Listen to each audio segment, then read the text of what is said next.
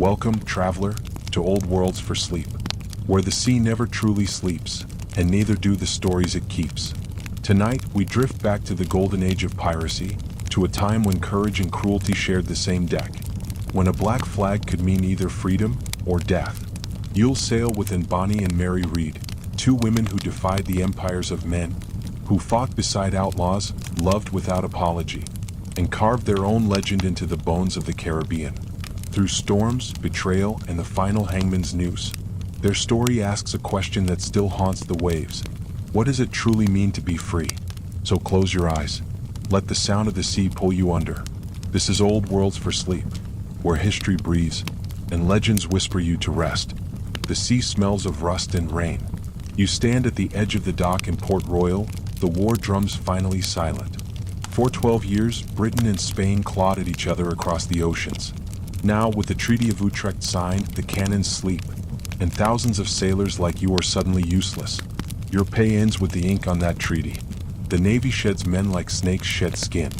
Half the taverns along the harbor are full of veterans too broke to buy rum, too proud to beg, too angry to go home.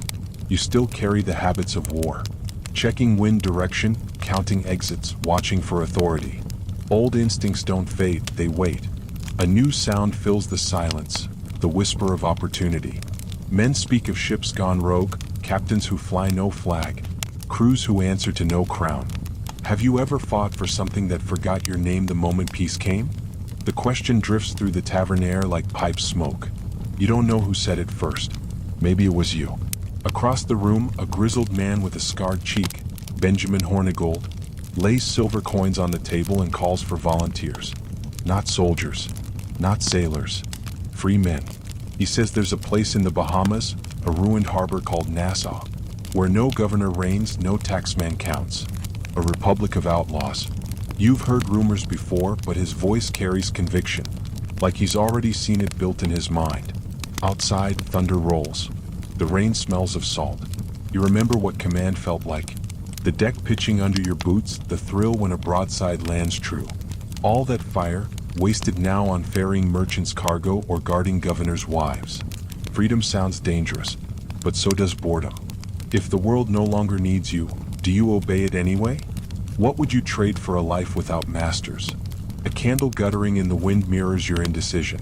You think of the men who died beside you for flags now folded away, and of the captains who grew rich while your wages vanished in another's ledger.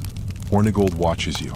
He knows that look, the one men wear, when the last tether to order finally snaps. He doesn't press.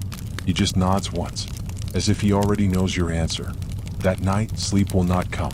You hear the tide gnawing at the pilings like teeth. Somewhere out there, the war's broken survivors are gathering, not to rebuild, but to take. You picture a ship without a flag, her sails black with tar and smoke.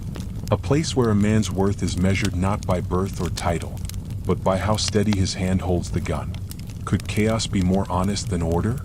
And if you finally seized freedom, would you recognize it, or fear it? When dawn spills pale over the harbor, you walk toward Hornigold's ship, each step heavier than the last, yet strangely light. The dockhands barely notice you climb aboard. To them you're just another broken sailor chasing ghosts. But as the ropes are cast off and the wind fills the sails, you feel the old thrill return. That fierce, reckless pulse that says, you belong here. The guns are rusted, the crew half drunk. Yet in their laughter, in the shared hunger for something larger than survival, you sense the spark of a revolution. Not one written in ink or sanctioned by kings, but carved into the waves by desperate hands. Hornigold turns from the helm and grins. Welcome aboard, lad, he says. Welcome to the new world. You look back once, the orderly roofs of Port Royal shrinking into mist. Ahead lies open water, endless possibility, and the faint promise of a flag not yet designed. Would you have taken that step? Or stayed ashore, safe and forgotten? The horizon swallows your doubts whole. The age of kings is ending. The age of pirates has just begun. The sea is calmer now, though the crew is not. Hornigold's ship creaks with ghosts of war and new beginnings. Each man aboard carries a reason for rebellion, debt, betrayal, punishment, pride. You have your own. You just don't say it out loud. For 3 weeks you sail east, following whispers and smoke across turquoise waters. When the lookout calls land, your pulse jumps. The island ahead looks broken, scattered huts, a few ruined forts, a bay scarred by storms. And yet Hornigold's voice lifts with reverence. Nassau, he says. Home. The harbor smells of salt and gunpowder. Ships lie half sunken in the shallows, their masts like bones. But on the shore, life stirs, tents, fires, laughter. A small city of exiles building something new from the wreckage of empire. You step onto the sand, boots sinking into soft white grit. A woman offers you rum before she asks your name. A man with a French accent plays fiddle beside a pile of stolen silver. Here nobody cares who you were, soldier, thief, deserter. Only who you are now. If no one remembered your past, what kind of person would you become? Would you still need laws or only loyalty? Hornigold gathers the crew that evening. The firelight paints his face in bronze and shadow.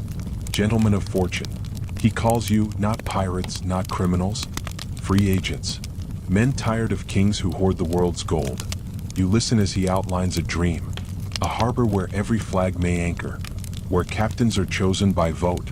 Where plunder is shared by rule, not greed. A democracy of rogues born on the tide. Someone laughs. The first honest laugh you've heard in months.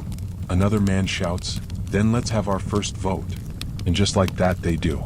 Hands rise, voices roar, decisions made without a crown in sight.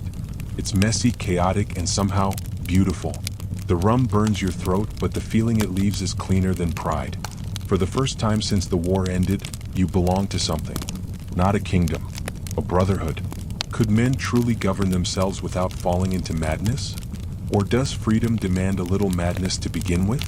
Over the next days, the bay transforms. Old wrecks are stripped for timber. Taverns rise from sand. You help patch sails, dig wells, trade stolen goods for nails and salt beef. The sound of hammers mixes with shanties, a strange harmony of survival. At night, stories circulate around the fire. Of a man named Vane who burned his own ship rather than surrender. Of a giant from Bristol called Teach. Quiet, cunning, patient. You don't know yet that he'll change everything. Sometimes, standing at the water's edge, you imagine the world beyond Nassau. The governors fuming, the merchants cursing your names. The empires that built the ships you now steal from. And you wonder if what you're doing here is not crime but correction. When the world is built on theft, can stealing back ever be wrong? Or is every rebellion just another story told by those who lost? The moon hangs low over the bay. Its reflection ripples across the black water, touching each ship like a blessing or a warning. You feel the wind shift, the promise of more ships, more men, more dreams to come. Tomorrow, Hornigold says he'll sail for the Florida coast. There's talk of Spanish silver scattered across the reefs. He asks if you'll join. You don't even hesitate. Would you have said yes? Would you trade the certainty of obedience for the chaos of choice? The fire crackles. The night smells of salt and gun smoke. Somewhere behind you, someone raises a toast. To the Republic of Pirates, he shouts. To the last free men on earth. And though the words drift away into the dark, you can't help but think, maybe, just maybe, he's right. The morning sun spills gold over Nassau's bay. Ships of every size drift at anchor, their patched sails glowing like worn flags of forgotten nations. Men stumble between taverns, traders haggle in half a dozen tongues, and somewhere in the chaos, a new idea begins to take shape. Not a kingdom, not a colony. Something stranger, something freer. Hornigold calls the captains together under a canvas awning stretched between two palm trees. You stand among them, one face in a crowd of weathered ones. Every man armed, every man equal, at least in theory. Before you, a scrap of parchment lies weighted with a knife. A list of rules. Simple, brutal, fair. Every man shall have a vote. Every man a full share of plunder. No striking another aboard. No gambling below deck. Lights out at 8 bells. And if anyone steals from the crew, death. Asterisk. The words feel almost sacred, though they're scrawled in ink that still smells of rum. You realize you are witnessing something more dangerous than mutiny. Organization. Can freedom survive without a little order? When men make their own laws, are they freer, or simply new kings in disguise? A carpenter named Avery proposes adding another line. No man to desert the ship without the crew's consent. Hornigold nods, scratches it in, and hands the parchment around. Each man signs or marks an X. When it's your turn, you hesitate only a heartbeat before carving your initials. Your name, your choice, etched into rebellion itself. They call it the Articles of the Brethren, the first constitution of the outlaw world. In it lies both equality and execution.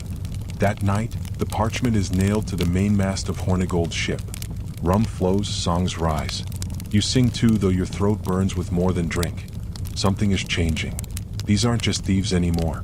They are builders of a new kind of nation, one that floats, drifts, and bleeds. If the world above you denies justice, would you write your own beneath it? And if all men are equal, who decides when one must hang? In the days that follow, the code spreads across the bay like wildfire. Every captain copies it, every crew adopts it. Disputes are settled by vote, loot divided by rule. And when tempers flare, as they always do, the code decides who lives and who drowns. One evening, you watch a man punished for breaking it, caught stealing extra rum from the stores. He's tied to a mast, lashes cutting open his back until he chokes on his own breath. Nobody intervenes. Fairness, it turns out, can be as merciless as tyranny. Would you still call it justice if you had to enforce it yourself? Or does every law, even one born of freedom, carry blood beneath the ink? Later, Hornigold finds you cleaning the swivel gun. Strange, isn't it? He says quietly. How men fight so hard to be free only to write their own chains. You glance at him, unsure if it's regret or pride in his voice. Perhaps both. The stars above Nassau blaze like 1,000 lanterns. Beneath them, a brotherhood is born, not bound by loyalty to a crown, but by the fragile promise of fairness in a world that offers none. The parchment on the mast flutters in the sea wind, its edges curling, its words already fading in the salt air. But its idea, that even outlaws deserve equality, burns brighter than the firelight. Could democracy survive on a ship full of thieves? Would you trust it if your own life depended on their vote? As the tide rises, drums echo from the far side of the bay. Another crew is arriving, new ships, new faces, new dreams. Among them, a man with a black beard and calm eyes. Edward Teach, still a name like any other, for now. The morning starts with thunder, not from the sky but from the sea. Cannon tests echo across Nassau's bay, shaking the stillness. Hornigold's ship, the Benjamin, lies anchored in the shallows. Her guns freshly polished, her sails patched, her crew restless with purpose. You stand on deck beside him, watching the smoke drift across the harbor. The air smells of powder and ambition. Men are cheering, drinking, arguing over who gets which berth. Something is happening, something larger than any one ship. Word has spread. A Spanish treasure fleet wrecked off Florida's coast. Dozens of galleons shattered by storms, their cargo scattered like stars beneath the waves. Gold, silver, jewels meant for the king himself, now waiting for anyone bold enough to take them. Hornigold's eyes glitter with a mix of hunger and destiny. Gentlemen of fortune, he calls to the crew, we're not thieves. We're reclaiming what King stole from us. His words cut through the noise like a blade. Around you heads nod. Even the gulls seem to pause as if listening. Would you have believed him? Would you risk your life chasing gold that sank with a storm? By noon, the harbor is chaos. 3 ships ready to sail under Hornigold's banner, 2 more under Charles Vane. Together, they'll form the largest pirate fleet Nassau has ever seen. You help load the powder, check the swivel gun, feel the deck vibrate with anticipation. The Republic of Pirates is about to show the world what freedom can do. That night, Hornigold gathers his officers below deck. The lantern light sways over maps pinned to the table. Florida, Havana, the Bahama Channel. Your finger traces the dotted line where the Spanish ships went down. Treasure's still there, Hornigold murmurs. But so are the sharks and the Spaniards. He looks up at you, half grin, half warning. Still game? You nod once. Always. How much danger would you accept for a taste of glory? And if you found the gold, what part of yourself would you lose to keep it?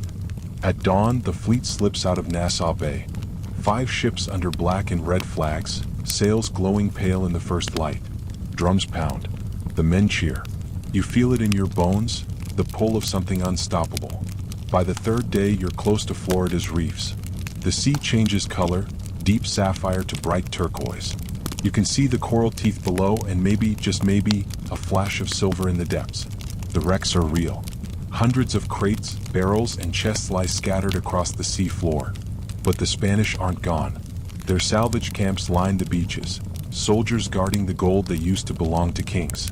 Hornigold orders silence. Boats are lowered, pistols checked. You grip your musket so tight your knuckles ache. This isn't a raid. It's a war, just not one history will bother to record. When the first shot cracks through the humid air, everything erupts. You fire, reload, fire again. Sand sprays, smoke blinds, men scream. But the pirates keep coming, wave after wave, until the Spanish line breaks and flees into the jungle. It's over in minutes. The silence after is deafening. On the beach, crates are broken open, gold coins spilling like sunlight onto the sand. Men fall to their knees, laughing, shouting, scooping treasure into their arms. You find yourself standing still, just watching. The waves roll in, dragging trails of gold back into the sea, as if the ocean wants to keep its share. If you held a king's fortune in your hands, would you feel rich or cursed? When freedom turns to greed, can anyone tell the difference? By the time Hornigold gives the order to return, the ships ride low with plunder. The sails strain under the weight. The Republic will feast for months. Back in Nassau, the celebration lasts for days. Rum flows like rain. Taverns overflow. Men who had nothing now carry their own kingdoms in their pockets. You see Hornigold on the balcony of the tavern, raising his glass to the crowd. For the first time, Nassau feels invincible. But somewhere beyond the horizon, a quiet man with dark eyes and a calm voice is watching. Edward Teach. He served under Hornigold once. He will again, but not as a follower. Can you feel when a storm is coming before you see the clouds? Would you recognize the devil before he became a legend? The wind shifts that night. The fires burn low. You sleep with one hand on your pistol and the taste of gold still on your tongue. Freedom, you realize, has its own kind of chain, and you've already clasped it around your wrist. The harbor is quiet tonight. Too quiet for Nassau. The fires burn low, the laughter is fading, and the gold from Florida already feels like a dream slipping through rough hands. You sit on a barrel near the dock, sharpening your cutlass by lantern light. The blade glows orange for a heartbeat with every spark. Across the water, another ship glides into port, tall, black, graceful, and utterly silent. No flags, no name, just a shadow against a blood-red sky. The crew watches in silence. Then a single figure steps off the gangplank, tall, broad-shouldered, his coat trimmed in worn gold braid. His beard, long and thick, catches the firelight like storm clouds at sunset. His eyes, dark and steady, scan the harbor, seeing everything, revealing nothing. Edward Teach. Not yet Blackbeard, not yet legend, but already men step back when he walks by. Hornigold greets him with a grin the kind captains give equals. Thought you'd gone east, Hornigold says. Teach's voice is calm, deep, deliberate. East ran out of fortune. He looks at you briefly, a glance that weighs rather than sees. Then to Hornigold again, you've built something here. Hornigold nods. A republic. Teach studies the harbor lights. A fragile one. Have you ever met someone who made the air feel heavier just by standing near? Would you follow a man who looked at you like he'd already read your future? That night in the tavern, the two men talk long into the morning. You're close enough to hear fragments, trade routes, Spanish convoys, ships to the east, but also ideas. Hornigold speaks of freedom. Teach speaks of power. The room listens to both, but the fire seems to burn brighter when Teach speaks. Days later, Hornigold introduces him to the crew. This man, he says, will lead the Revenge alongside me. Some men grumble. Another captain means another man to obey. But Teach silences them with a single look. Not a threat, not anger, just command. You see it in how he moves, deliberate, precise, never wasting breath or motion. Even the way he coils a rope seems strategic. He laughs rarely, but when he does, it's sharp and honest. And when he fights, you understand why stories cling to him like smoke. On your first voyage together, he stands beside you at the gun deck. A merchant ship appears on the horizon. Dutch, heavily laden, slow. Teach lifts his spyglass. Too well armed to scare, Hornigold says. Teach doesn't blink. Then we teach them fear. The plan is flawless. No cannon fire. No boarding cries. Just silence. Teach orders black flags raised, decks cleared, matches lit in beards and cannon fuses. Smoke rolls across the deck like a storm cloud, obscuring every face but his. When the Dutch captain finally sees him, standing calm amid the smoke, eyes bright as coals, he strikes his colors without a shot fired. Would you surrender to a man's weapon, or to his legend? What's more powerful, fear, or the story that causes it? Back in Nassau, the men whisper about him. Some call him a magician. Others say the devil gave him his voice. Teach ignores them all. He spends his nights studying maps, redrawing coastlines from memory, and teaching his crew discipline that borders on religion. You begin to understand, Hornigold built the Republic, but Teach will make it immortal. One fights for freedom, the other for dominion. You can't decide which is more dangerous. A week later, Hornigold announces a raid. A fleet bound for the Cuban coast. Gold, spice, tobacco, glory. But you notice Teach doesn't smile. He's watching the horizon, where storms are gathering and empires are moving. He sees something the others don't. Would you trust a man who can see the future, or fear him for it? And if you knew greatness was coming, would you try to stop it, or follow it? That night, as rain begins to fall, you spot him alone on the quarterdeck, staring at the lightning beyond the reefs. He looks calm, almost at peace, as though the storm belongs to him. And maybe it does. By morning, the Revenge will sail under Hornigold's flag. But you already know, Teach's shadow stretches longer than his captain's. The wind carries his name like a whisper. Soon the world will too. Edward Teach, the man who will become the nightmare of nations. The man who will teach the sea to fear its own reflection. Would you have followed him? Or turned back before the ocean started calling him by name? The Caribbean in summer is beautiful and deadly. The air feels heavy, swollen with thunder that never seems to break. You've learned to read the sky. Light too white, waves too calm, birds too silent. Every sign whispers the same thing. A storm is coming. Edward Teach stands at the bow, watching the horizon. Hornigold joins him, boots echoing across the wet deck. Treasure fleet left Havana 3 days ago, he says. 12 ships. Gold enough to feed an empire. Teach doesn't look away from the sea. Then the empire will starve. That night the wind dies. The sea turns glass smooth. The men grow restless, the calm worse than chaos. You hear someone mutter the old saying. The ocean holds her breath before she kills. By dawn, the sky breaks open. A wall of clouds, black and towering, moves toward you like a living thing. The storm hits without mercy. Waves crash over the deck. The masts groan. Lightning forks across the heavens, painting the world in white fire. Have you ever seen nature so furious it felt human? Would you fight a storm, or simply let it take you? For 2 days and nights, the fleet vanishes into madness. Hornigold's ship loses its topsail. Another disappears entirely. You lash yourself to the railing, eyes burning from salt and rain. Through the blur of water and wind, you glimpse it, a Spanish galleon breaking apart on the reef, its lanterns flickering one last time before the sea swallows them whole. Then another, and another. When the storm finally passes, the ocean is strangely quiet. The wreckage stretches for miles, masts jutting like gravestones, gold and timber scattered across the sandbars. The legendary treasure fleet is gone. Spain's wealth lies shattered beneath the sun. Hornigold's men cheer. Teach does not. He stands knee-deep in surf, staring at the broken hulls. All the power in the world, he murmurs, and still the sea takes her share. His voice is soft, almost reverent. Would you call that luck, or warning? When fortune falls from the sky, how many souls drown reaching for it? The next week becomes fever. Pirates, fishermen, even farmers row out from every island, scavenging gold from the shallows. The bay glitters with greed. You dive until your lungs burn, filling crates with coins stamped by kings you no longer serve. Men kill each other over handfuls of silver, blades flashing beneath a merciless sun. Freedom, it turns out, bleeds just as red as tyranny. Teach works differently. He doesn't dive. He doesn't shout. He watches. He studies. When a Spanish guardship returns to defend the wrecks, he's ready. His plan is precise, cruel, perfect. You strike at dawn. 3 ships circling the frigate like sharks, using smoke to blind her, wind to trap her. When she surrenders, Teach boards her first. He moves through the blood and broken glass like a man walking through memory.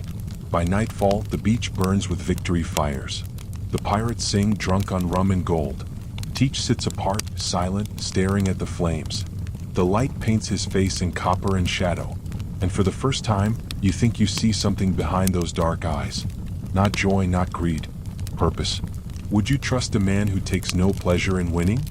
Or fear the one who already knows the next war has begun? When you sail back to Nassau, the harbor roars with celebration. The ships ride low with treasure. Men stumble ashore covered in salt and triumph. But the laughter feels louder than before, desperate even. Everyone knows fortune never lasts long in these waters. Teach disappears for days. Some say he's plotting new raids. Others whisper he's building something greater, a legend that will outlive them all.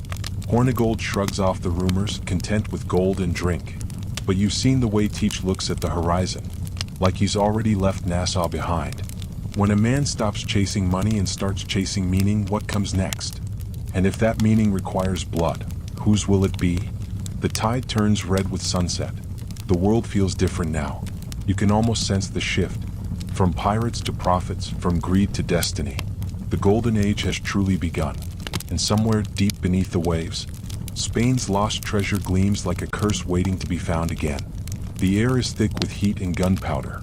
Nassau hums like a live thing, full of ships, full of danger, full of stories that no longer sound like lies.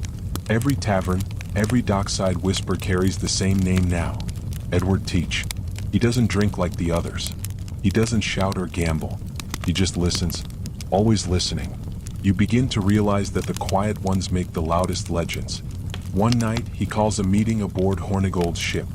The captains of Nassau gather under lamplight, the sea around them glowing with plankton.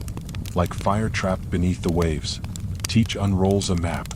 It's scarred, stitched, water-worn, but his finger lands steady on the coast of Cuba. Here, he says, Spanish traders. Heavy cargo. Light guns. Then he looks up, his gaze sweeping the men. 5 ships. 300 men. One storm to hide us. Would you follow a man who sees storms as allies? If glory was guaranteed, would you still fear the cost? At dawn, the pirate fleet moves like shadows. Sails blackened with tar, cannons primed, decks scrubbed clean of light. The men whisper instead of shouting, their excitement sharp as a blade's edge. The plan is perfect. Strike at noon when the sun blinds the coast and the watchmen sleep. You man the swivel gun, your hands trembling not from fear but hunger. The hunger that comes before a storm, before history changes. The first cannon fires. Then another. Smoke explodes outward, thick and choking. Through it, you see Teach at the prow of his ship, calm as a statue. A line of slow-burning matches woven into his beard. Flames and smoke coil around his face until he looks less like a man, and more like something born of the sea itself. The Spanish convoy panics. 2 ships try to flee. One runs aground, the other burns. Teach boards the largest galleon himself, his cutlass flashing once, twice. Clean, efficient, unhurried.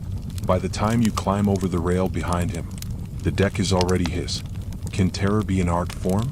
When men follow out of fear, does that still count as loyalty? When the smoke clears, the sea glitters with gold dust and ashes. 5 ships taken. Hundreds of prisoners. No mercy, no waste, no hesitation. The pirates work like clockwork, stripping cargo, hoisting colors, dividing spoils. You realize this is not chaos anymore. This is organization. This is empire, born from rebellion. Back in Nassau, the celebration lasts 3 days and 3 nights. Rum, music, fire, sin. But even in the madness, Teach stays distant, his eyes half-lidded, as if he's already thinking 3 battles ahead. When Hornigold toasts him, to the man who tamed the sea, Teach only raises his cup halfway. The sea, he says quietly, cannot be tamed, only respected. Would you trust a man who fears the thing he conquers? Or fear him for knowing what kind of monster he's becoming? That night you can't sleep. The sound of drums echoes through the harbor, pirates chanting his name, turning it into a hymn, a promise, a prophecy. Blackbeard, a name born not from birth but from belief. You watch from the shore as he walks alone through the shallows, the water reflecting firelight against his dark silhouette. Some say he prays, others say he listens for the sea's answer. Whatever truth hides there, you feel it. something vast and dangerous waking beneath the waves. The next morning, Nassau looks different. The air is still thick with smoke, but the island feels alive. The Republic has tasted power, and power is never satisfied with enough. How much freedom is left when men begin to worship their leaders? And if rebellion becomes rule, what dies first? Justice or hope? You look out at the horizon, where the ashes of Spanish ships still drift like black petals on the sea. For a moment it's beautiful, then the wind changes, and you understand what Teach already knows. That every empire, even one built by outlaws, carries its own storm inside it.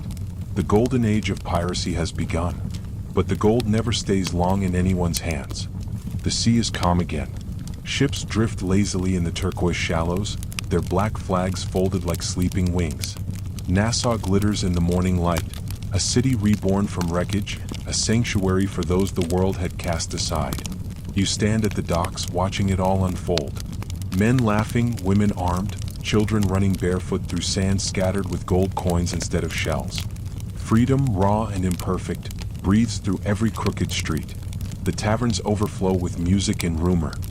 Here, a freed African helmsman counts his pay beside a white carpenter. There, a woman smokes a clay pipe while negotiating her share of loot. No king, no crown, no master but the sea. What would you build if you were truly free? Would you dare to live in a world where every law was yours to write? Hornigold calls it the Republic. A place where all crews vote, where shares are split fairly, where no man bows except by choice. Teach calls it temporary. The world won't allow this, he says, eyes on the horizon. But for now, Nassau believes in itself. Meetings are held on the beach. Captains stand in circles of driftwood and coral, voting on rules, on raids, on justice. Even disputes are settled by debate, not duels. When one thief steals another's gold, the community votes his punishment, flogging, exile, or rarely mercy. And when a new ship sails into port, its crew beaten, hunted, desperate, the people of Nassau welcome them not with suspicion, but with food, rum, and a single question. Do you stand by the code? Could a society born from rebellion ever truly stay peaceful? How long before order becomes another kind of chain? The pirate code itself hangs nailed to the tavern door. A crude plank with rules carved deep by knife point. Equal vote for all. Equal share for all. No man strikes another aboard ship. Desertion means death. Cowardice means worse. You watch Teach run his finger over the carved letters one afternoon. They'll hang this in London one day, he says softly. Call it treason. Then he smiles, cold, amused, but they'll copy it all the same. At night, Nassau transforms. Fires flicker along the beach as fiddles wail and mugs clash. The stars look close enough to touch, and for a moment you almost believe this world could last. You dance with a girl who says she used to be a servant in Jamaica. Now she wears silk stolen from Havana and a dagger in her boot. Never thought freedom would smell like smoke and salt, she laughs. Neither did you. But the dream already has cracks. Ships go missing. Spanish warships appear on the horizon more often. The governor of Jamaica sends letters to London. The pirates grow bold. And rumors spread that the British Crown is sending someone to bring Nassau back to order. Teach begins stockpiling powder and cannon. Hornigold urges caution, diplomacy, maybe even pardon. And Bonny drinks with the men and bets who'll die first when the redcoats arrive. The Republic holds meetings that turn into arguments. Freedom is easy to shout about, harder to maintain. What happens when rebels start disagreeing about what freedom means? If you could choose between peace and pride, which would you keep? You walk the shoreline one evening, listening to waves crash like distant drums. From somewhere inland, a pistol fires, followed by laughter. Nassau is alive, chaotic, defiant. And yet, beneath the music and shouting, you can already feel something shifting. A silence gathering like a storm beyond the reefs. For now, the Republic stands. For now, the black flags still fly. But even paradise, you realize, casts long shadows. The Republic still sings, but the harmony has shifted. Beneath the laughter, there's unease. Too many captains. Too many kings without crowns. And one name whispered more than the rest. Edward Teach. He no longer stays in taverns or at meetings. He keeps to his ship, the Revenge, anchored just beyond the harbor like a dark omen. Rumor says he's hoarding powder, recruiting men, plotting something bigger than Nassau itself. Hornigold calls it paranoia. But you've seen Teach size. They don't hold madness. They hold vision. Would you follow a man who sees the future, or fear him for wanting to shape it? When does a hero become the threat he once fought? One afternoon, the beach council gathers again. Hornigold presides, coat polished, voice calm. He speaks of negotiation, of peace with England, of turning pardons into protection. Better to be merchants with gold, he says, than corpses with pride. Teach arrives late. No uniform, no ceremony, just presence. He stands silent as Hornigold finishes, then steps forward, slow, measured. You speak of peace, he says, as if the world has ever given it to men like us. He gestures toward the ocean. Every coin we've taken, every ship we've burned, that is our peace. Bought in blood because that's the only language kings understand. A murmur ripples through the crowd. Some nod. Others stare at the sand, afraid to choose. Hornigold's jaw tightens. We can't fight empires forever, Edward. Teach smiles faintly. Then perhaps it's time empires learn to fear again. If you were there, whose side would you take? The man who wants peace, or the one who promises immortality? The meeting dissolves into chaos. Voices rise, fists pound tables. The word pardon turning poison in every mouth. By dusk, the Republic feels colder. Men divide themselves not by ship, but by allegiance.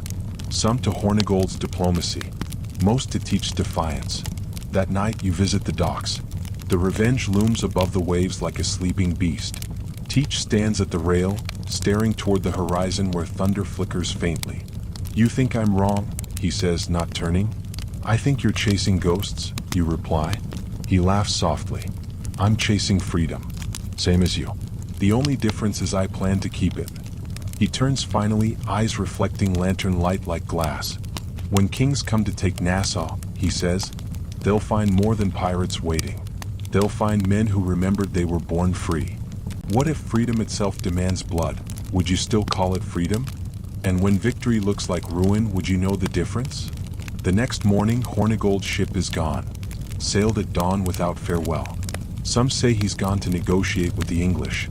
Others whisper the truth no one wants to admit, that the Republic's first trader has left its shores.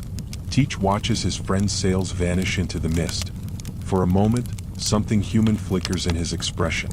Regret, maybe. Then it's gone. He turns to you. Prepare the Revenge. For what, you ask? His answer is quiet but carries across the wind. For the war that's already begun.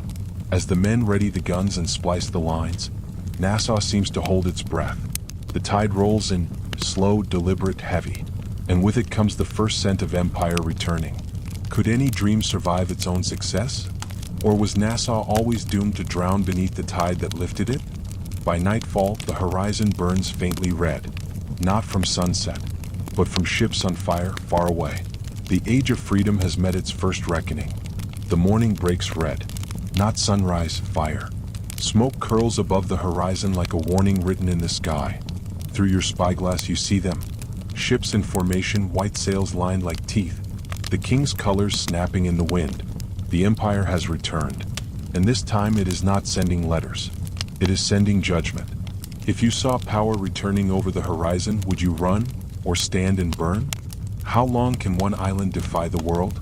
In Nassau, panic spreads like wildfire. Taverns go silent.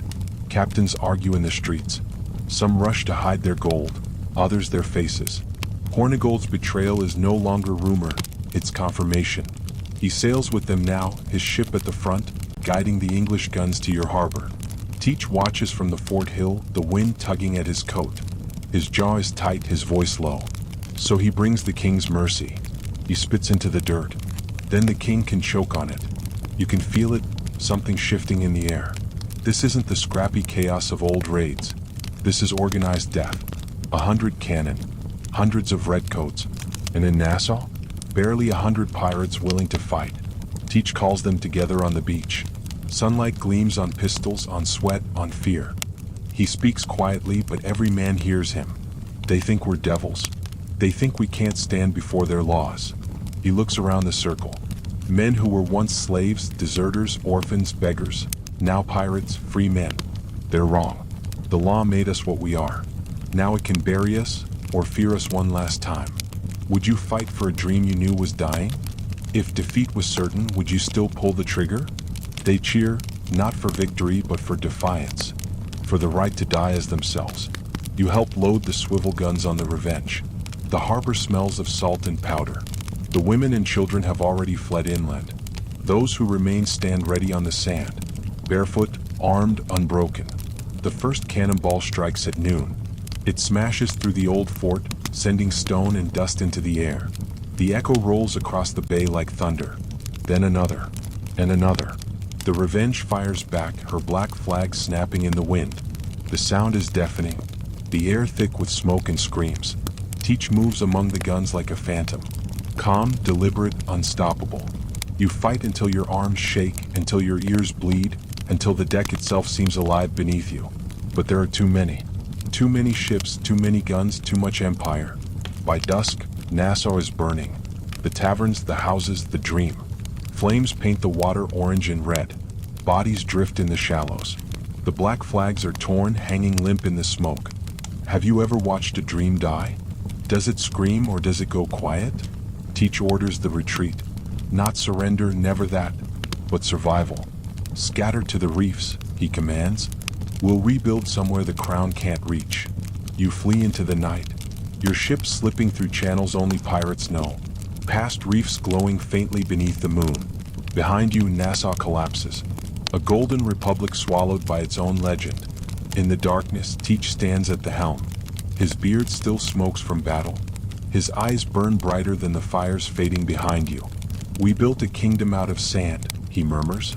Now let the tide have it. Was freedom ever real, or just a story men tell each other between wars? And if it was only a story, was it still worth dying for? The wind carries you away. No songs this time. No victory. Only the sound of the sea, and the soft hiss of rain falling on embers. The Golden Age has cracked. The dream of Nassau is ash. But from its ruins, something darker begins to rise.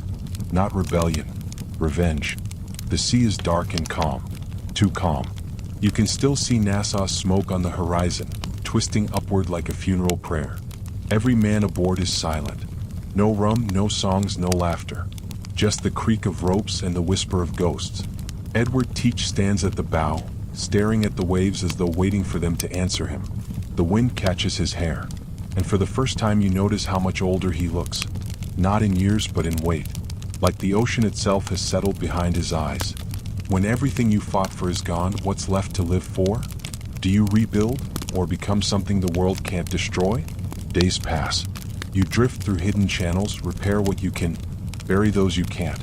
Teach speaks little. When he does, it's in fragments, like pieces of a new language he's inventing just for himself. Fear is faster than bullets.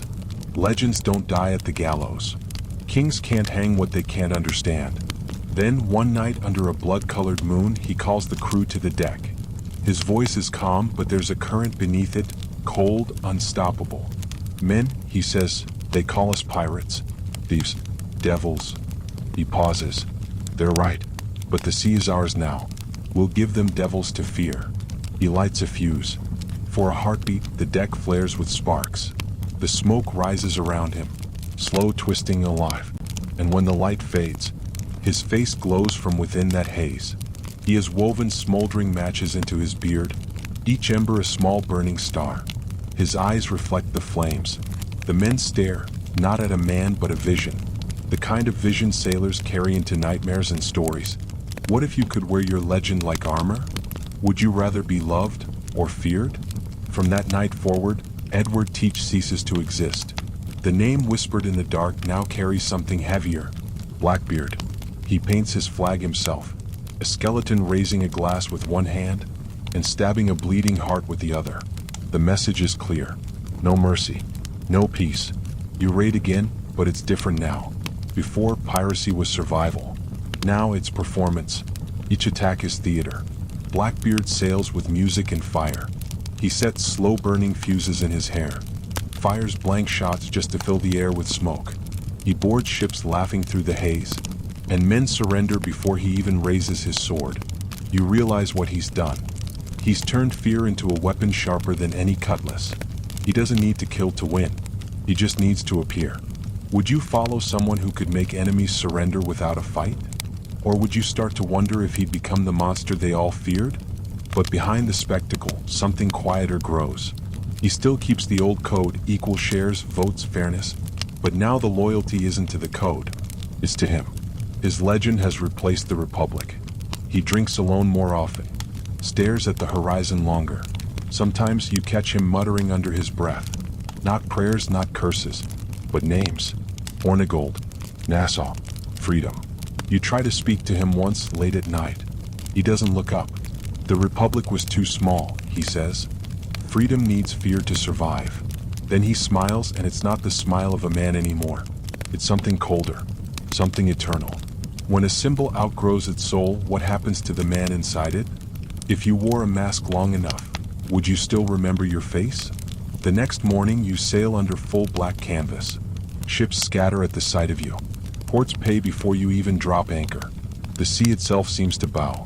And yet, in the quiet moments, you feel the old dream still breathing somewhere deep beneath the smoke. Faint, flickering, like a candle burning in the belly of a storm. The Golden Age of Piracy has changed shape. It's no longer a place. It's a person. A man made of myth and smoke, whose very name can stop the beating of another man's heart. Blackbeard, the world's first true legend of terror, and its last dream of freedom. If the world only remembers the monster, does the dream that created him still survive? And when legends rise from ashes, do they save us or swallow us whole? The Caribbean trembles. From Havana to Charleston, one name now moves faster than the wind. Blackbeard. Every port knows the stories. The man whose beard burned like a storm, whose flag drank blood, whose laughter carried through cannon smoke. But behind the tale stands something real. A ship unlike any the world has seen. She was once a French slaver, strong, fast, ruthless. Now she's reborn, rechristened in crimson paint and black sails. Her name, Queen Anne's Revenge. What would you call your freedom, if you could name it yourself? And when power finally comes to you, will it change who you are? The day you first see her, you understand why men whisper prayers when her shadow passes. 40 guns gleam along her sides. A figurehead of an angel, scorched by fire, glares down at the waves. The decks smell of powder, oak, and salt. This isn't just a ship. It's a declaration. Blackbeard's kingdom now floats. He stands on the quarterdeck, coat lined in scarlet, pistol strapped across his chest. Smoke curls lazily from the slow fuses woven into his beard. Gentlemen, he calls to the crew, the age of kings ends tonight. That night, you raid your first convoy under his new flag.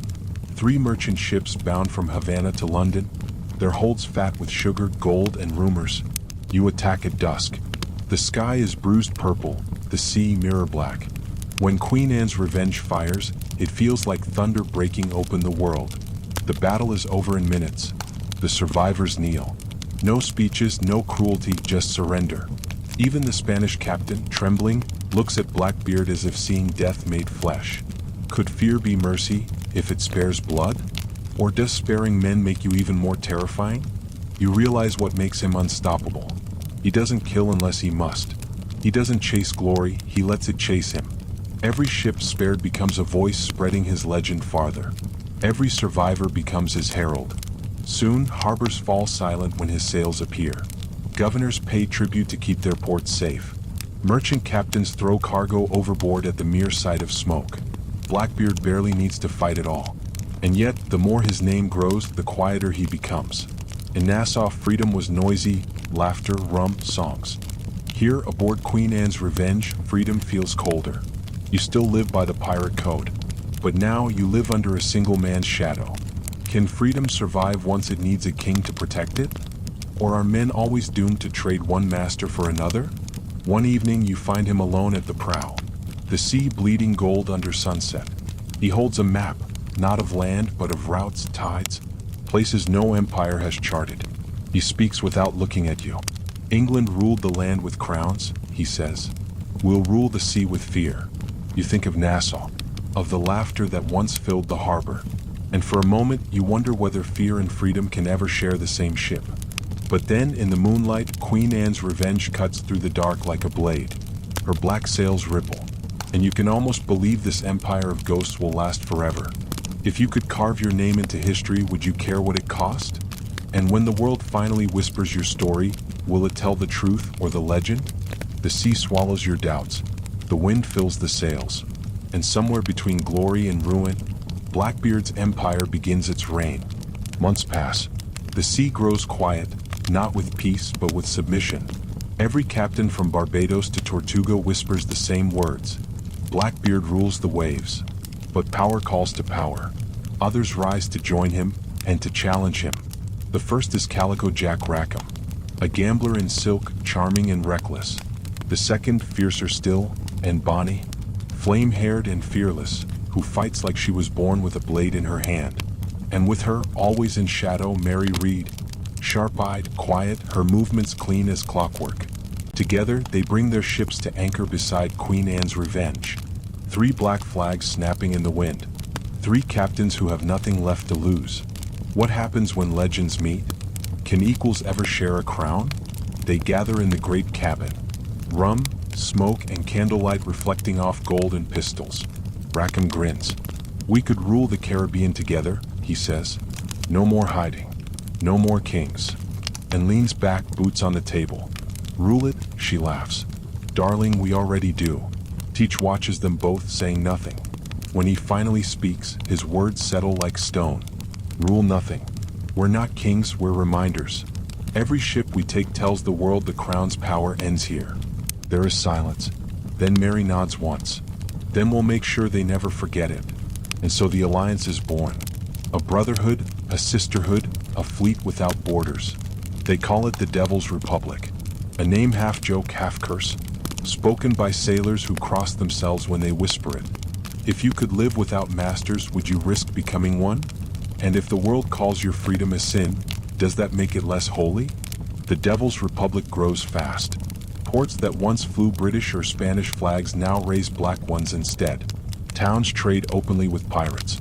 Some call it chaos, others, democracy. For a moment, it feels like the old Nassau reborn, only stronger, louder, more dangerous.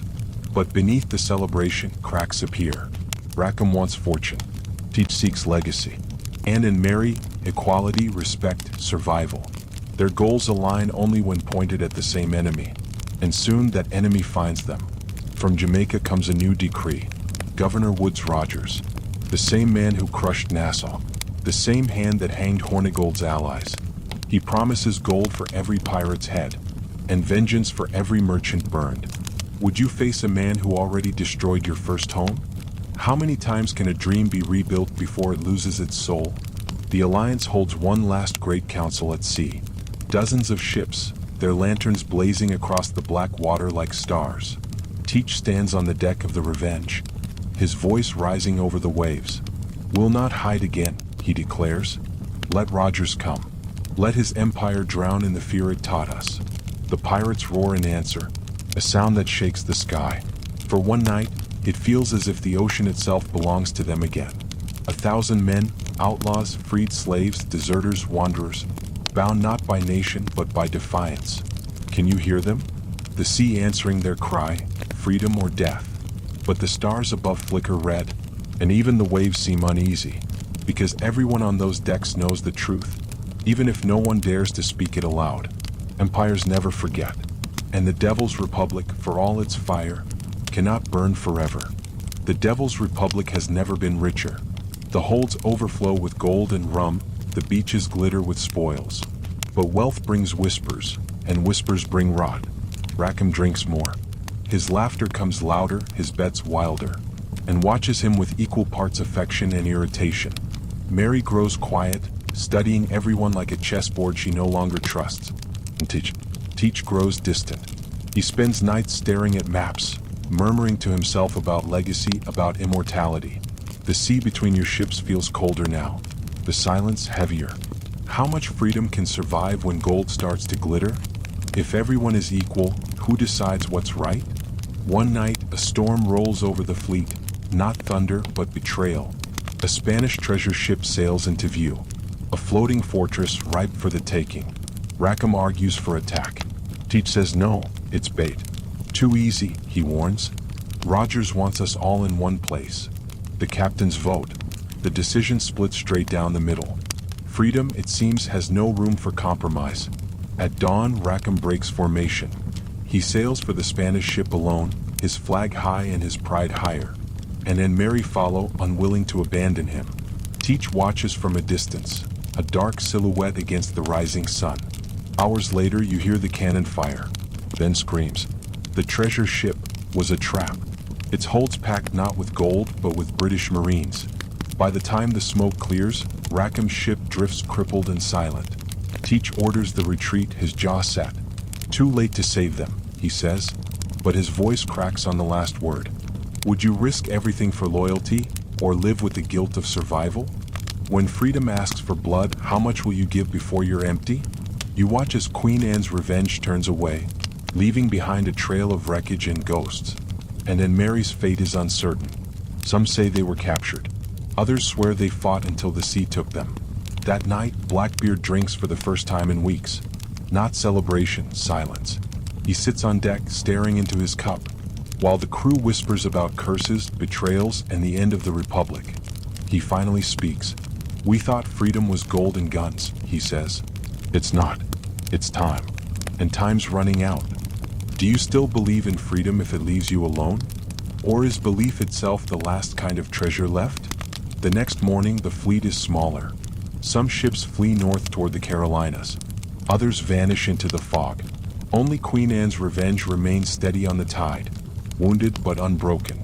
The dream of a pirate nation drifts farther behind with every mile. The sea, once ally, now feels vast and empty. The stars above look like the eyes of ghosts. And somewhere in the distance, you think you hear cannon fire again. A warning or maybe an echo. The price of freedom has been paid, but the debt you suspect is far from over. When rebellion fades, what comes next? Repentance or revenge? And if the sea forgets your name, does the legend keep you alive? The Caribbean feels emptier now. The ports once alive with laughter lie silent. The taverns are burned, the flags torn down. You pass islands where only bones and broken masts remain. Queen Anne's Revenge drifts through that graveyard of dreams. Every plank seems to remember a voice that's gone. Every creak in the hull feels like a name whispered in the dark. Blackbeard hasn't spoken in days. He moves through the ship like a shadow. Eyes hollow, beard unlit, as though even his fire has gone out. The men avoid him, not from fear, but from the heavy silence that follows wherever he walks. Have you ever survived something only to realize you've outlived your purpose? What's left to lead when the cause is dead? Then one night, a small sloop appears out of the mist. It drifts toward you without lanterns, its sails torn, its hull scarred by battle. No flag, no signal, only one figure on deck, a woman. When she's brought aboard, she collapses. Her hair tangled, her clothes bloodied but familiar. And Bonny, alive, barely. Mary, she whispers, gone, captured, dead or dying in a Jamaican cell. Her voice breaks on the words. You realize she hasn't come back for rescue.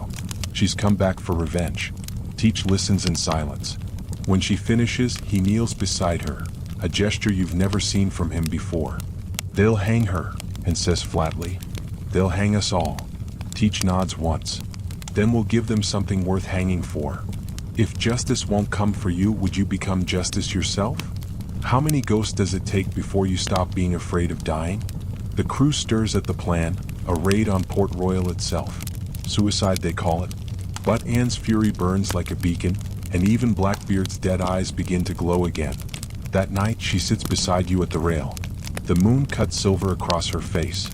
They'll forget the truth, she says. They'll tell stories. Change our names. Say we were devils or heroes or both. She looks toward the horizon. Just make sure they remember we were real. You don't know how to answer, because already you can feel it. The stories forming, bending, rewriting themselves in the mouths of survivors and liars alike. What if you knew your death would make you immortal? Would you still fight, or let the legend do the dying for you? By dawn, the ship turns south toward Jamaica. The men whisper prayers they don't believe. The sails catch a cold wind. And for the first time in weeks, Blackbeard's beard burns again. Tiny sparks against the rising sun. The dead are watching. The living are done running. And somewhere in a dark cell, Mary reads fate waits to be written. The ghosts of the fallen sail with you now, and they will not rest quietly. Can a legend ever die, or does it simply change the names of the living? When memory becomes myth, do we lose the truth, or finally find it? Dawn breaks like a wound, a red sun bleeding through clouds the color of iron. Ahead lies Jamaica, rich, fortified, waiting. And at its heart, the jewel of the empire, Port Royal. Once the pirate city, now the gallows of their kind. Every man aboard Queen Anne's Revenge knows what this means. There's no escape, no pardon. Only a message, carved in smoke and blood, that freedom does not kneel quietly. Blackbeard stands at the bow, eyes locked on the shoreline, and beside him, pistol in one hand, blade in the other. The crew waits for the order that will end them all. Would you fight a war you know you can't win? What's the worth of a last stand, pride or peace? The wind rises sharp and hot. Drums echo from the port. The British have seen you. Red flags bloom from their ships like fresh wounds. Teach lights the fuses woven into his beard. Smoke curls around his face until he looks less like a man, and more like the storm itself. Run if you must, he calls. Pray if you can. But if you fight, make them remember. Cannons thunder. The first volley tears the sea apart. With splinters, men scream. And through it all, Queen Anne's Revenge charges forward, cutting through cannon fire like a blade through silk. You fire until your arms ache. Every blast shakes the deck beneath your feet. The air is thick with powder and ash, the sky a black mirror of the sea below. What would you think about in your final hour? Fear, regret, or freedom? If history was watching, would you change how you die? The pirates strike the docks, and leads the first wave ashore. Her boots slick with blood and rain. She moves like a ghost through gunfire, cutting down soldiers twice her size. Behind her, Blackbeard's roar carries over the chaos, rallying what remains of the crew. For a brief, impossible moment, it feels like Nassau again. Chaos, laughter, freedom. A rebellion reborn in the shadow of its own destruction. But numbers win wars, and the Empire has more men, more guns, more everything. The pirates fall one by one, their black flags trampled into the mud, and is dragged down, still fighting, her knife flashing even as they bind her hands. Teach takes a bullet to the shoulder, another to the leg, but still he stands. You see him on the pier, bleeding, smoke rising from his beard, his cutlass raised to the heavens as if defying God himself. Can a man's spirit outlive his body? When a legend falls, does it die, or become something more? He looks toward you once, and in that single glance there is no fear, only peace, as if he finally understands what all of this was for. Then the third volley hits. The pier erupts in fire and splinters. When the smoke clears, Queen Anne's Revenge is burning, and Blackbeard is gone. The British cheer. The cannons fall silent. But the sound that follows isn't victory, it's the wind, rising, whispering through the ruins like a voice that refuses to die. Do you hear it too? The sea doesn't mourn its dead. It remembers them. That night, the harbor glows with embers. Bodies drift among the wrecks. And in the darkness, you swear you see it. A faint light moving just beyond the waves. A ship made of smoke and starlight. Its sails black, its lanterns burning red. They'll call it a ghost story, but you'll know better. Queen Anne's Revenge sails still. And the legend has just begun. What if legends don't end, they just change captains? And when the world forgets the truth, who will keep the fire alive? Morning in Jamaica comes too bright, too clean for what's left of the world. Port Royal smells of salt, smoke, and judgment. The gallows stand waiting on the hill, fresh ropes swaying in the humid wind like a promise. You are one of a handful who lived, dragged through the streets in chains, paraded like beasts for the crowd to jeer. But all eyes are on her, and Bonny, no longer dressed in stolen silks or men's clothes. Now she wears the coarse gray of the condemned, her red hair dull with dust, her wrists bound but her chin still lifted. How do you stand when the world kneels you down? Can pride survive a hangman's rope? The courtroom is packed. Governors, merchants, priests, the same men who once drank with pirates in secret, now watch with cold eyes. The judge reads the charges: piracy, murder, treason against the crown, and listens without flinching. When asked for her plea, she says only, "Guilty of living free." Gasps ripple through the hall. Even the judge pauses. Then, regaining his voice, he sentences her to hang at dawn. But smiles. A small, weary smile that cuts deeper than any scream. "My lord," she says softly, "I plead my belly." Murmurs erupt. The old phrase carries weight. A woman with child cannot be executed under English law. Pregnant. The court stirs like a hornet's nest. Would you lie to live? Or would you use truth itself as your final weapon? A physician is called. He confirms it, and Bonny carries life within her. The hangman lowers his rope. The judge slams his gavel. "Execution stayed," he announces, "until the child be born." Outside, the crowd murmurs, some in outrage, some in awe. You are taken back to your cell. But through the bars you can still see her. And walking tall, her chains glinting in the light, the faintest curve of her stomach visible beneath the prison cloth. That night she speaks to you through the wall, her voice calm, unbroken. "They'll forget who we were," she says. "They'll call us monsters or ghosts, but they'll never forget what we proved. That women can fight, that outlaws can dream, that even the smallest flame can set the sea on fire." You don't reply. There's nothing to say.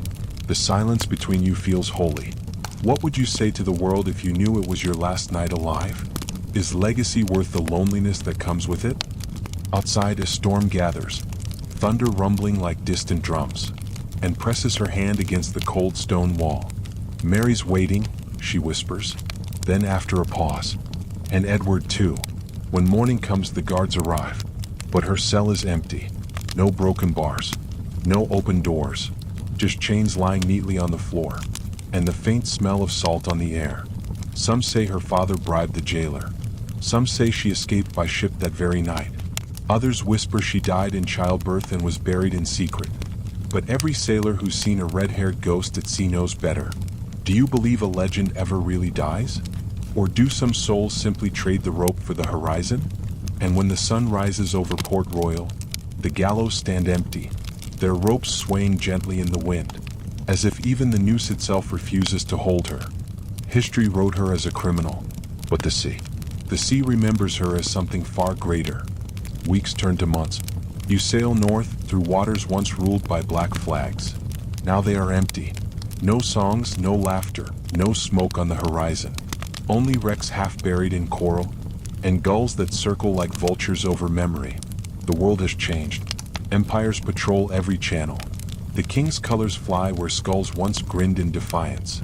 And the few who remain, the brethren of the coast, hide like ghosts among reefs and mangroves, their glory burned down to embers. You find them one by one. Old faces turned gray, old hands shaking over mugs of stale rum. No more talk of freedom, only of bargains and pardons. One man shows you his royal paper, a king's pardon, signed and sealed. "It's peace," he says, but the look in his eyes tells another story. Would you trade your soul for safety? If rebellion was the only thing that made you alive, what are you without it? You travel to New Providence, once the heart of the Republic. The old fort stands rebuilt, British now with cannons bearing the crown's mark. Where once pirates danced in moonlight, soldiers drill in perfect lines. Even the taverns are clean, too clean. You find Hornigold's grave behind the church, a modest stone. No mention of piracy, only Benjamin Hornigold, merchant and gentleman. The irony twists like rope around your throat. That night you walk to the beach. The moon lights the waves in silver. You can almost hear the echoes. Teach's laughter. Anne's voice shouting through cannon smoke. Mary's calm command in the chaos. Gone all of them, but not forgotten. When the world forgets your name, does the sea still whisper it? Can silence remember what words cannot? A small fishing boat approaches the shore. An old sailor rows alone. His hair white, his skin like old parchment. When he looks up, you recognize him, Israel Hands. Blackbeard's quartermaster, once as fierce as fire itself. He tells you stories in a cracked voice. Of Blackbeard's final battle at Ocracoke. How the captain took 20 wounds and 5 bullets before falling. How his head was hung from a Royal Navy bowsprit as a warning. And how, even so, some swear they saw a man-shaped shadow walking the beach that same night. Beard still burning in the dark. You listen in silence. Hand stares at the sea as if expecting the ghost to appear again. Maybe he ain't gone, he mutters. Maybe he's just waiting for a wind strong enough to carry him back. Would you believe a ghost if it promised freedom? Or are legends the only kind of truth we have left? By morning the old man is gone, his boat drifting empty, or still wet. You take it as a sign. The sea is calling one last time. You set sail alone. No crew, no flag, no plan. Just the open horizon and the sound of waves. The only sound that has never lied. The wind smells of rain and salt. And somewhere far behind you, the age of pirates dies completely. The world belongs once more to kings and merchants. But the dream still floats between the tides, refusing to drown. If the sea could speak, what story would it tell about us? Maybe freedom doesn't end, it just changes names.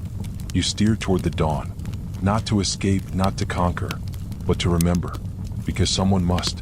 And as the sun climbs, you whisper the only prayer pirates ever needed. Fair winds, free hearts. The golden age is over, but the fire it lit still burns. In every soul that dares to disobey. Ocracoke Inlet, North Carolina. The air is thick with fog and rumor. The locals still won't fish near these waters after dark. They say the currents here don't just take bodies, they keep them. You anchor at dusk. The tide drags slow and heavy against the hull. From the shallows, you can see broken timbers jutting from the water. The ribs of an old ship half swallowed by time. Some say it's Queen Anne's revenge. Others say it's just another ghost refusing to sink. A fisherman rows close, his lantern trembling. He stares at you with sunken eyes. You're not the first to come looking, he says. For him. Would you search for a ghost if it meant finding yourself? And if legends were true, would you still want to see them? He tells you the story as the night deepens, of how the Royal Navy sent Lieutenant Robert Maynard with 2 ships to hunt down Blackbeard. How Teach waited for them right here, anchored in shallow water, confident, amused. How he shouted across the waves, "Come on, lads, let's see who's the better man." Maynard's first broadside nearly crippled Revenge. Teach answered with grape shot that tore men in half. Then silence, smoke, and suddenly Maynard's deck, empty. Blackbeard laughed. He boarded, only to find the hold packed with hidden soldiers, waiting, crouched in blood and shadow. They surged up like demons. Steel clashed. Smoke burned the air. Teach fought like something beyond human. Cutlass flashing, pistols roaring, his beard glowing with embers. They stabbed him, shot him, but he would not fall. Even dying, he still advanced. Maynard's men swore he laughed through blood. 20 wounds, 5 bullets, still standing. When the final cut severed his head, his body fell, and then impossibly rose again. It walked 3 steps before collapsing into the sea. Do you believe that? Would you if you'd seen a man refuse death itself? Maynard hung the head from his bowsprit, carried it back to Virginia like a trophy. They say he kept it there for weeks. The beard still braided, the face half smiling. A warning to all who dreamed of freedom. But the sea, it seems, has a memory longer than kings. The fisherman points toward the dark water. Sometimes, he whispers, you can still see the glow. Out there, drifting, like a lantern under the waves. You stare into the mist, and there, faint flickering, you see it, a shape moving against the tide. A skull haloed in light, its beard of smoke trailing behind like mist. The water churns though no wind blows. The air tastes like gunpowder. Then silence, only the sound of waves against your hull. If a man refuses to die, does that make him a monster or a god? What if immortality is just memory that never lets go? The fisherman rows away, muttering a prayer. You stay until dawn. The sea is calm again. But as you haul anchor, you notice something caught in the rope. A single black hair braided tight, the end burned to ash. You drop it back into the water, because some legends, you realize, belong to the deep. They hung his head for warning, but the sea kept his soul for worship. Years pass. You've traded the roar of cannon fire for the groan of dock timbers. A small shipyard in Charleston is now your world. Hammer, wood, and salt air. The sea, once your kingdom, now only hums beyond the horizon like an old song half remembered. But sometimes when the wind shifts, you still smell the smoke. One evening, a carriage stops outside your shop. A man steps down, Tall, elegant, powdered wig, London accent. He carries a leather portfolio and the faint arrogance of someone who believes ink can conquer truth. Benjamin Harrison, he introduces himself, a bookseller and printer. You may find this of interest. He sets the portfolio on your table and opens it. Inside lies a freshly printed book, its binding stiff and smelling of ink. The title reads, A General History of the Robberies and Murders of the Most Notorious Pirates, by Captain Charles Johnson. Your hands tremble slightly as you turn the first page. Names leap out in thick black letters. Blackbeard, Rackham, and Bonny. Mary read. If someone else wrote your story, would you recognize yourself in it? And if history remembers the myth, does the truth still matter? The words cut deep, half memory, half invention. You read of Teach's death, embellished into an opera of fire and fury. Of Anne's trial, her speeches sharpened into poetry. Of Mary's death, her fever transformed into sainthood. They even write of you, an unnamed gunner, a witness to history, as though you were never real at all. You close the book. The pages seem to breathe. Alive, hungry, rewriting the world you once knew. Harrison watches, curious. It's selling well in London, he says. They say this Johnson fellow may be Defoe himself. You know, the man who wrote Robinson Crusoe.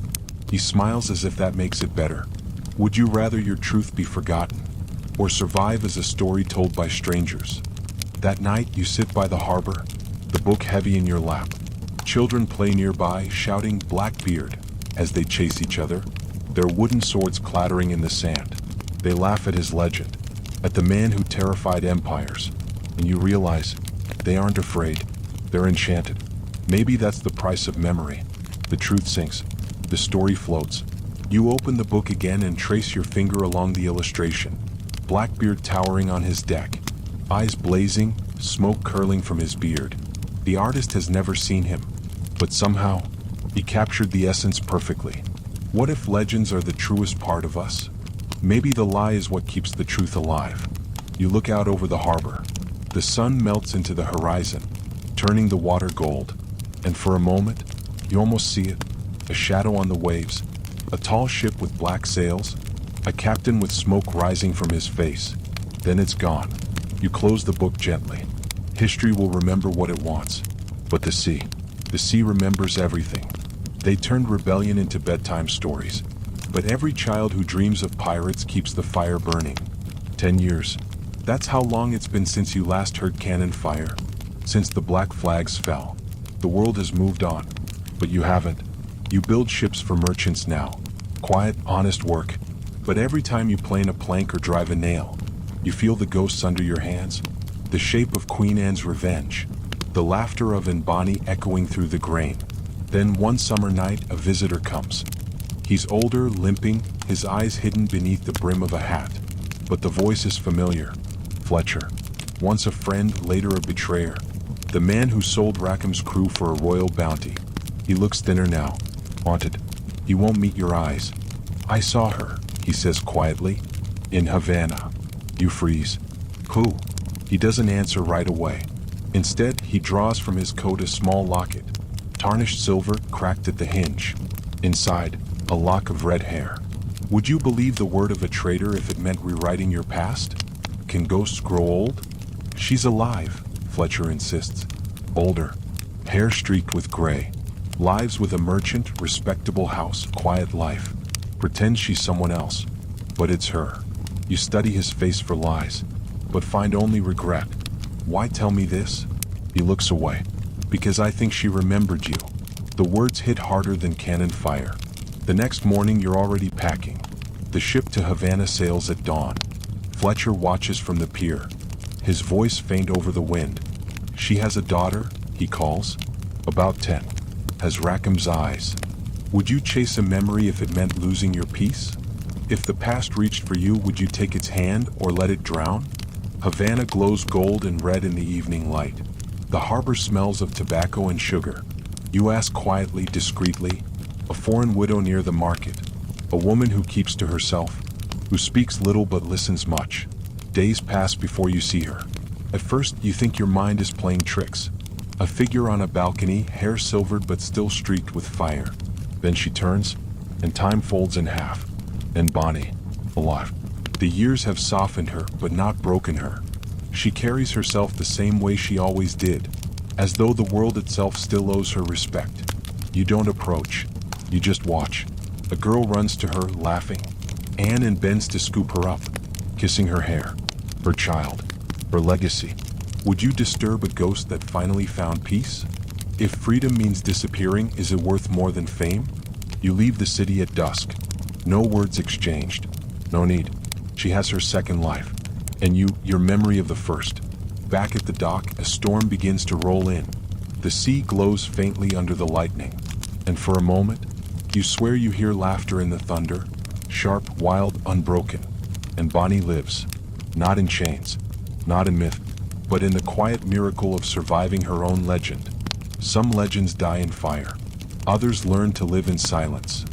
Havana, 1730. The rain falls like threads of silver across the tiled roofs. Inside a quiet house near the harbor, a woman tells her daughter a bedtime story. The girl listens wide-eyed, her hair a copper flame in the candlelight. Tell me again, she begs. The one about the woman who sailed the seas. And hesitates. Then softly, all right. Her voice carries the rhythm of waves. There was a time when men ruled the ocean, when the law belonged to those with crowns and coats. But there was one ship, one, where every soul had a vote, and every heart was free. The girl's eyes glow. Was she brave? Yes, and whispers, brave enough to be herself. If your mother's sins were stories, would you still want to hear them? If courage were forbidden, would you still choose it? Outside, thunder rumbles. The candle flickers. Anne's mind drifts backward, to Rackham's laughter, to Mary's defiant grin before the gallows, to the fire and freedom of the open sea. She wonders what Mary would have said now. Maybe that the world changes, but never fast enough. The girl leans close. Did she die? And shakes her head. No, little one. Some people die, but some simply sail away. Can freedom survive if no one remembers it? Or must someone always bear the secret flame? Later, after her daughter sleeps and steps out to the balcony, the storm has eased. Havana glows beneath the clouds, lanterns swaying like ghosts over the water. She traces her palm over the old scar on her wrist, the mark of chains once worn, not just memory. The sea murmurs beyond the city, and she whispers into the dark, Mary, if you're listening, we lived. Lightning flashes, and for a heartbeat, she imagines a ship on the horizon. Black sails, two silhouettes at the rail, one laughing, one calm, and the ocean swallowing them whole. Her daughter stirs in sleep, murmuring about treasure, about storms, about adventure, and smiles. Maybe freedom doesn't die after all. Maybe it just changes hands. Legends don't end. They hide, waiting for someone brave enough to remember. Havana, 1747. The port hums with commerce, barrels of sugar, crates of rum, and the chatter of sailors from every empire. The world has changed. Pirates are gone. The black flag is a memory whispered only in drunken songs. But in a small workshop near the docks, a young woman runs her fingers along the ribs of a half-built ship. Her name is Clara. Her hair glints red in the sunlight. Her hands are steady, the hands of a builder, not a thief. And yet, sometimes when the wind shifts, she hears a call she can't explain. Have you ever felt a destiny that wasn't yours, but ran through your veins anyway? Can rebellion be inherited like blood? One evening, a sailor comes to the shop. He's old, eyes sharp, voice hoarse from rum and memory. He notices her hair and smiles. You remind me of someone, he says. A woman I met once long ago. She had fire in her heart and steel in her hand. Clara feels something twist inside her. She's heard the rumors, the stories her mother never finished telling. The woman who sailed with pirates, who fought kings and lived to tell the tale. Tell me more, she whispers. The old man hesitates. Some stories aren't meant to be told, he says. Only lived. That night, Clara dreams of the ocean. Black sails unfurl across her mind. A woman with eyes like hers stands at the helm, laughing into the storm. When she wakes, the choice is already made. She sells her mother's workshop, buys passage on a merchant sloop bound for the Bahamas. Would you abandon safety to chase a legend? If your mother's ghost called your name, would you follow it into the storm? The captain tries to dissuade her. The seas aren't what they were, he warns. Pirates are gone, but storms still hunt the foolish. Clara only smiles. Then I'll bring something new to fear. The ship leaves Havana at dawn. As the sun rises, the ocean spreads before her, vast, wild, endless. Somewhere out there, her mother's past sleeps beneath the waves. Maybe her destiny too. She stands at the bow as gulls wheel overhead. The salt wind catches her hair, the same shade once carried by in Bonny. And for a moment, she swears she hears laughter carried on the wind. Not cruel, not mocking, but proud. What if the black flag never died? What if it just waited for a daughter to raise it again? The horizon glows red as fire. Clara grips the rail, eyes bright. The age of piracy may be over, but the spirit of rebellion is only sleeping. And tonight, the sea feels alive again. Blood remembers what the world forgets. The Bahamas, 1748. The same waters where Rackham once laughed, where Blackbeard's smoke curled into the clouds. But now, silence. The Empire owns these seas again. Only fishermen and merchants cross them. Only ghosts remember what they were. Clara stands at the helm of a small ship, her first command. The wood creaks beneath her feet, and the waves seem to whisper her name. She doesn't know where she's going, only why. Because something inside her needs to see the places her mother fled, needs to prove that the world can't bury certain souls forever. Have you ever chased something you knew wasn't real, but needed to believe in anyway? If the past called to you, could you refuse it? The crew she's gathered is small. Sailors without a country, dreamers, runaways. They follow her not because they believe in her, but because she believes in something bigger. One night, near Ocracoke Inlet, the compass begins to spin. The sky thickens with fog. A low hum rises from the deep, a sound older than storms. "Captain?" one of her men whispers. But Clara doesn't answer. Her eyes are fixed ahead. Through the mist, shapes emerge. The outline of mast. Tattered sails flapping in no wind. A ship. Black, spectral, half-transparent in the moonlight. Her breath catches. The William. Would you face the ghost that made you who you are? What if the sea still remembers every name it ever took? Figures move on deck. A man in a ragged coat. A woman with hair like flame. Another calm and silent beside her. Rackham.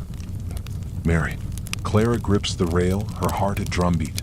They watch her in silence. Then slowly, and raises a hand in salute. Mary nods once, and the ship begins to fade. But before it vanishes completely, a voice rides the wind. Every generation sails again. Then the fog lifts. The William is gone. The sea lies calm, as if nothing had ever disturbed it. Clara stands unmoving, tears lost to salt spray. For the first time, she understands. The black flag was never about gold. It was about choice. To live free. To stand equal. To defy kings. Would you raise your own flag if the world told you not to? If freedom costs everything, is it still worth it? By dawn, the wind shifts. Her ship turns south, toward open water, toward a story still being written. In the distance, the rising sun paints the sea in fire. Looks like a flag, dark beneath, gold above. And for a heartbeat, Clara thinks she hears laughter on the wind again. Anne's wild defiance, Mary's steady calm, Rackham's grin, and Blackbeard's thunderous roar. The age of piracy is over, but the dream sails on. Empires fall, oceans change, but freedom is the tide that never dies.